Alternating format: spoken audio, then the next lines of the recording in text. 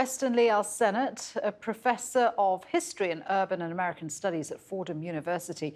Good to have you with us. So first of all, can I start by asking you what you make of President Trump's decision to visit Kenosha at this time? Thank you for having me.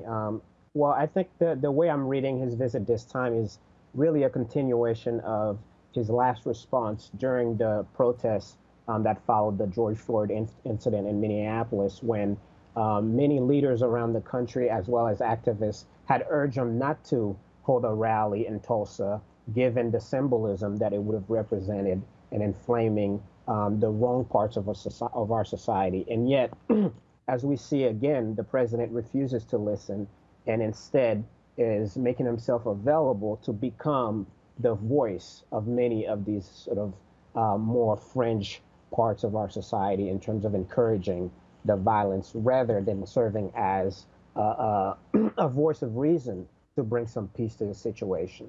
And in some ways, what I would have appreciated from the president is to follow the words of Julie Jackson, Jacob Blake's mother, who's been asking for peace, calm, and really is calling for healing. But the rhetoric of the president is not following that tone. The president would say that what he wants to do is push for stronger law and order, and that was the purpose of his visit to Kenosha. And indeed, it has to be said that many people in the city have suffered damage to properties and businesses. Is that something that will chime with people who look at the protests and are worried about the uptick in violence? Well, you know, I think for those among us who had already had a narrative about Black Americans and Black America always being unruly bodies, for them, it will not make a difference, right? They already had this in their mind and they believe it.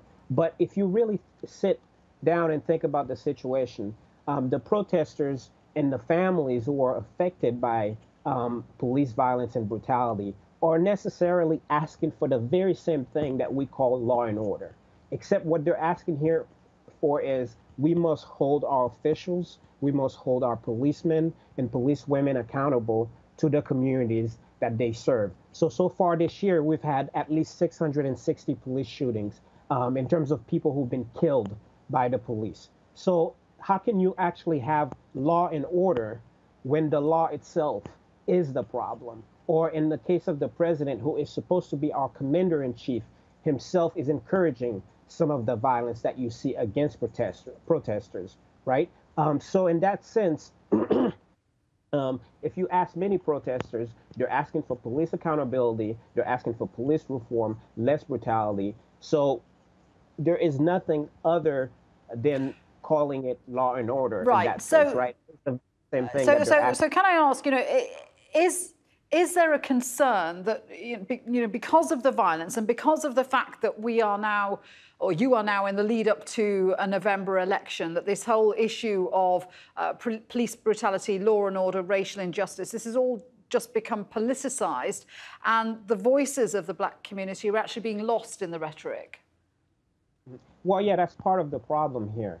Rather than focusing on the fact that this man, Jacob Blake, along with women like Breonna Taylor or the incident of George Floyd in Minneapolis, rather than keeping our focus on the need to talk about these problems and on the need to address the reasonable demand that protesters are making with regards to reforming our society around police violence, as well as the many questions and conversations that have emerged around inequities and inequalities that the Black and brown communities face. Rather than address these issues, instead, we are stuck talking about riots. We are stuck talking about violence. And I think it's a very strategic choice that allows us to ignore the larger problems at hand, and in some ways will benefit the president in terms of the part of the electorate he would like to appeal to. Fear as a mechanism, fear as a tool here with this notion of law and order is really what's at work on the part of the president.